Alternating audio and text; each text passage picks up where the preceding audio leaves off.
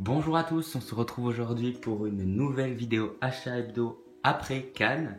Donc voilà, j'ai profité de mon petit séjour, mon vraiment petit séjour au Festival de Cannes pour aller un petit peu regarder aussi les caches de Cannes, enfin aux alentours de Cannes, pour essayer de choper quelques trucs. Bon, j'en ai pris quelques-uns, mais beaucoup d'autres films m'intéressaient aussi. Mais bon, voilà, je me suis un peu aussi calmé. J'ai de bonnes petites trouvailles, surtout dans les genres horreur. Donc voilà, ouais, petit séjour à Cannes qui a même pas duré 3 jours, quoi. Je suis juste allé voir, j'y suis juste allé pour la journée Tarantino, donc du coup, j'ai pu voir le cast, donc Tarantino, DiCaprio, Brad Pitt et Margot Robbie 2 fois. Donc ça c'était assez cool. Par contre, voilà, j'ai pas pu voir le film parce que la salle était toujours complète, même ceux qui avaient des invitations se sont fait, recaler, hein, entre guillemets, quoi, n'ont pas pu rentrer parce que il y a eu plus d'invitations que de places apparemment, ce qui est un peu étonnant, mais bon, pourquoi pas. Donc voilà, j'attendrai août pour voir ce Tarantino. En tout cas, le cast, honnêtement, il assure, il était super gentil. Enfin, j'ai trouvé que, surtout DiCaprio, prêtait bien au jeu des dédicaces et tout. Je trouvais ça cool de sa part. Mais voilà, donc du coup, aussitôt reparti, aussitôt revenu. Donc voilà, on va commencer les premiers achats donc avec deux petits films qui touchent un petit peu le domaine animalier, ça j'aime beaucoup. Le premier film donc de Jean-Jacques Hano, Le Dernier Loup, que je n'avais, si je l'ai plus ou moins survolé ce film, plus ou moins survolé. En tout cas voilà, c'est le genre de film que j'aime bien avoir dans la collection pour peut-être, je l'espère, les paysages. Les paysages qui risquent d'être assez beaux en Full HD. Et puis généralement c'est le genre de film qui va vous faire verser la petite larme, donc pourquoi pas. Et ensuite c'est plus un film tourné documentaire, mais c'est pareil pour les paysages. La boîte est beaucoup esquintée, mais bon. Océan, donc de Jacques Perrin et Jacques Cluzot. Jacques Perrin était sur le Mia et le Lion Blanc, si je dis pas de bêtises, mais plus en producteur. Voilà, donc le Océan est assez connu. Je vais voir ce que ça donne, mais voilà, pour 1,50€ je crois, je dis que j'allais en profiter. Film français qui suit, donc j'ai profité aussi de son prix qui était à 3€ je crois, 99. Au lieu de sur Rakuten, je l'avais mis dans ma liste d'envie parce que je le voulais ce film, parce qu'on m'en a dit du bien de cette comédie. Le Comme un chef avec Jean Reno et Michael Youn. Voilà, donc je vais peut-être le voir sans tarder celui-là.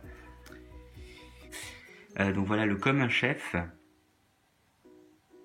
Très heureux de le rentrer dans la collection enfin. Je l'attendais pas non plus spécialement.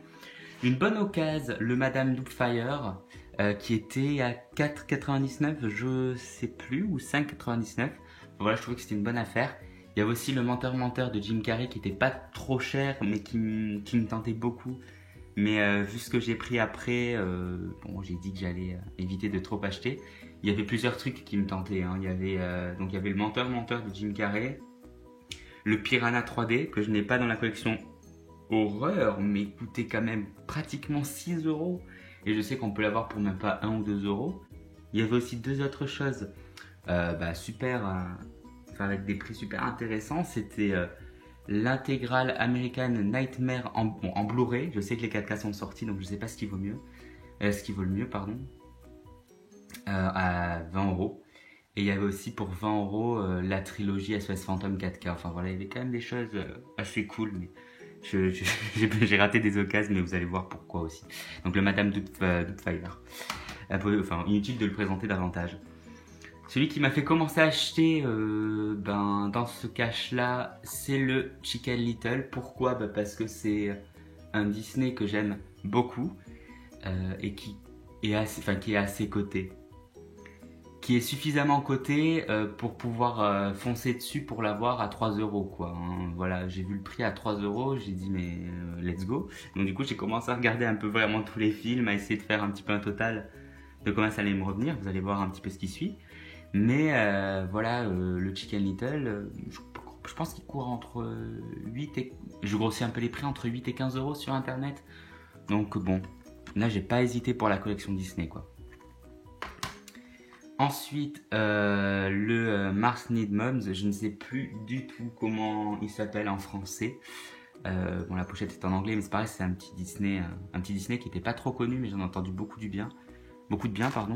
J'ai vraiment plus le titre en français, j'ai essayé de le chercher comme ça. De mémoire, c'est pas ça, hein. Voilà, mais je l'ai pas vu et apparemment c'est pas si mauvais, donc du coup j'en ai profité. 4 € je crois, donc c'est peut-être, je sais pas si c'est cher ou pas, mais j'en ai profité.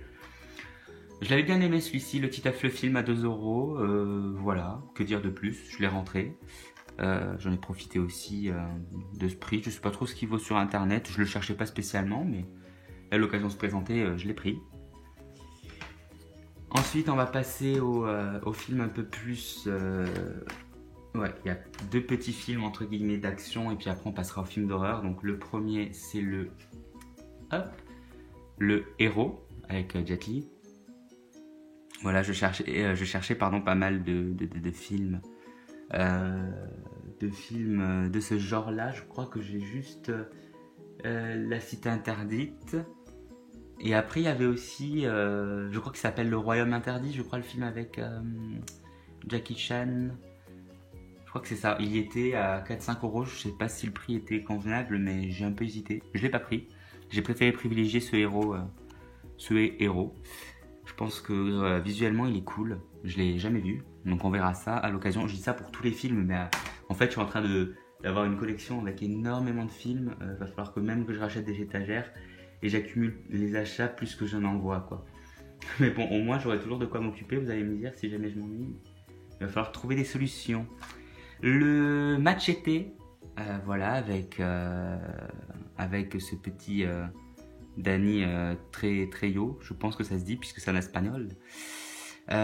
Michel Rodriguez que j'ai vu aussi à Cannes, ça m'a assez étonné de l'avoir là, sur le tapis rouge de Once Upon a Time in Hollywood, mais c'était bien cool parce que je la kiffe, cette actrice-là. Voilà, petit film d'action à la Robert Rodriguez, j'adore ce qu'il fait. C'est très délire généralement, enfin j'aimerais bien avoir plus de films de ce mec là dans la collection. Le Planète Terreur, si je dis pas de bêtises, c'est de lui. Il coûte un peu cher, mais il faudra vraiment que j'arrive à me le choper. Et maintenant on passe aux films d'horreur. Donc je les ai un peu qualifiés du entre guillemets moins bon pour moi au meilleur entre guillemets. Vous allez me dire ce que vous en pensez de ce classement, surtout les spécialistes d'horreur de la chaîne. L'Exorcisme, je ne m'en souvenais pas qu'il existait ce film, il était à 1,50 €, donc bon, je me suis dit pour la collection horreur, on peut tenter. En tout cas, voilà, il me fait pas de l'œil de suite, quoi. Enfin voilà, c'est très attirant par les producteurs de rec. Mais honnêtement, je sais pas, je vois ça, là, cette photo-là, ça me tente moyen. Enfin, je sais pas, ça a l'air pas si ouf. Peut-être que je me trompe. J'espère que vous allez me contredire, que vous allez dire non, c'est pas si mauvais que ça pour m'encourager à le regarder plutôt que prévu. Mais pour l'instant, voilà, je l'ai pris parce que ça se présentait, quoi. Je pense que je l'aurais jamais recherché de moi-même, ce film. Pour la collecte horreur, ça peut être cool. On verra. Le Meurtre à la Saint-Valentin 3D, voilà, c'est le genre de slasher que j'aime bien. Parce que j'aimerais avoir une bonne collection horreur de slasher aussi. Il y a pas mal de titres qui me font un peu de l'œil en ce moment, genre le Hellfest, Carnage, etc. ATM, si je dis pas de bêtises, enfin plein de films d'horreur là. Je remercie d'ailleurs plein de gens qui font des vidéos sur leur collection horreur. J'ai pas tous les noms dans la tête, mais si vous passez par là, vous reconnaîtrez certainement parce que c'est super cool. Ça m'a donné plein d'idées de films à acheter et ça donne surtout très envie d'en avoir et d'en posséder certains dans la collection. Donc c'est vraiment cool. Vous m'avez relancé, vous allez voir que vous m'avez un petit peu relancé dans les achats d'horreur. Donc le Meurtre à la Saint-Valentin 3D. Je sais pas du tout ce que ça vaut. Il y a eu des avis quand même assez mitigés. Oui, c'est bon, c'est un peu mauvais. Je sais pas, je me ferai mon opinion dessus. Je pense qu'il est pas si apprécié que l'original est bien meilleur pour certains, mais moi il me faisait aussi de l'œil, c'est le Poltergeist, version longue, attention ça ne rigole pas. Voilà, je sais pas, moi j'ai vu la bande-annonce et je me suis dit pourquoi pas. C'est vrai que, je le dis, je le répète, mon style de film, c'est vraiment enfin mon style de film d'épouvante, je dis bien épouvante plus qu'horreur, c'est vraiment ces films de paranormal, quoi. Pas les films du gore pour du gore, quoi. Voilà, où les hostels, etc. Ça me répugne, quoi, de voir. Mais c'est voulu, hein. On rentre vraiment dans le jeu, moi. Euh, le gore pour le gore, ça me dégoûte, quoi. Enfin, j'ai du mal. Euh, mais pourtant, les films qui suivent, ça en est. Et c'est sûr que j'en aurai dans la collection parce que les sauts, c'est quand même des classiques que j'ai envie d'avoir. Parce que le cinéma d'Eli Roth, c'est un cinéma à avoir aussi. Dans la collection, j'ai fait exprès de faire cette transition parce que Clown, quoi. Clown, par contre, c'est un des Blu-ray qui m'a coûté le plus cher dans les achats des cages de Cannes. Mais moi, il m'a toujours fait de l'œil ce film-là, j'en ai entendu positif. Et Heroes, c'est dégueulasse, J'ai vu l'abondance de Clown, ça a l'air très très bon, mais moi ça va me répugner comme jamais. Je pense que je vais pas mal de fois détourner le regard. Pour certains amateurs de ce genre-là, je sais que beaucoup l'ont apprécié, mais certains aussi ont du mal à le regarder visuellement, quoi. Voilà, je sais pas dans quel état il faut que je le regarde. Enfin, quand je dis dans quel état, c'est pas forcément bourré, hein, c'est juste parce qu'il faut que. Enfin, l'état d'esprit, quoi. Vraiment dans lequel il faut que je sois pour le voir. Je sais pas du tout dans lequel, du coup, état d'esprit il faut que je sois pour le voir, pardon. Et. Mais voilà, quoi. Il est rose, c'est le Green Inferno aussi qui a l'air. Qui a l'air super bon, mais Trigger aussi. Mais voilà, le clown, du coup, la petite histoire, c'est... alors, je vais pas lire le synopsis, je vais essayer de le faire, vous le temps, de toute façon, vous pouvez peut-être le voir. Mais de mémoire de la bande-annonce, c'est une famille, il y a un anniversaire, je crois, et le personnage principal se déguise en clown, parce qu'ils n'ont pas pu avoir un clown, ou je sais plutôt comme, un truc comme ça, quoi. Et le soir, quand c'est la fin de la journée et qu'ils décident... ça doit être le père de famille, mais j'ai un gros doute, hein, il me semble que c'est le père de famille qui est déguisé en clown. Quand il essaie de s'enlever le déguisement, il n'arrive pas à se l'enlever. Et dans la bande-annonce, ce n'est pas du spoil parce que c'est vraiment dans la bande-annonce, on voit sa femme, du coup ça doit être sa femme qui lui tire le nez rouge et que pour essayer de lui enlever, ça lui arrache le nez, enfin c'est dégueulasse. Et du coup, en fait, on apprend que comment on pourrait dire, il réalise que le costume est devenu une seconde peau dont il ne peut se débarrasser. Il se transforme peu à peu en un véritable monstre. J'essaie de trouver quelque chose pour expliquer qu'en gros, ouais, il avait une peau de monstre ou je sais plus trop quoi. Mais voilà, franchement, ça m'attire, quoi. Ça m'attire, mais pas dans l'absolu. Et le dernier, le Halloween 2. Je sais pas du tout ce que ça vaut. Je pense aussi que sur ce film-là, les avis sont tranchés. Mais je sais pas, les Halloween, c'est quand même assez basique. Bon, après, c'est pas. On va peut-être me taper si je dis ça, mais c'est pas un Halloween entre guillemets très officiel non plus. Je sais pas, voilà.